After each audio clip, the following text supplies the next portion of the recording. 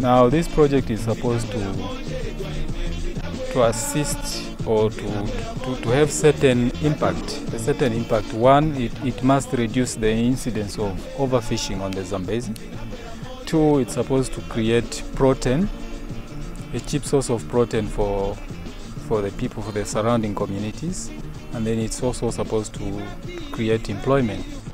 We have a river that is not able to sustain the community because the resource that is in this river is getting finished, it's being overfished.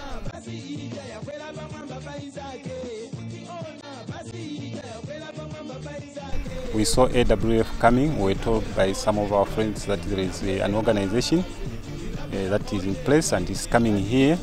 They want to discuss with communities so that they can see if there is anything that the community would like to be assisted in. And we felt it was good for the communities to venture into a project of fish farming because mostly losses are, especially this part of the country, losses are fishermen by nature. It will help communities in those times when there is a fish ban affected so that there can be a steady supply. And so that we can also create some kind of employment because the fish that is going to be produced here, it will be sold. The communities that live here, especially the women that are buying fish and sell, they can be able to make a profit on that 12,000 because we believe we have gone so much down as compared to their prices, so it will lift the standard of living.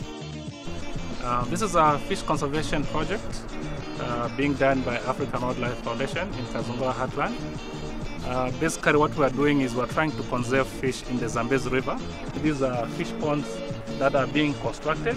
The whole idea is that in Zambia, between 1st December and the 1st March, we have what we call a fish ban.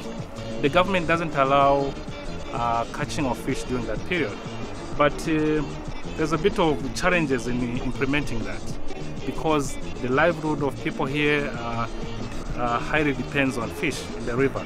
The fish ban doesn't apply to fish farming institutions. Then the next step is to begin conserving some breeding sites in the Zambezi River. We've already picked GPS points and we are working on a zoning map. That map will clearly highlight which areas are supposed to be conserved so that there's continuous breeding in the river.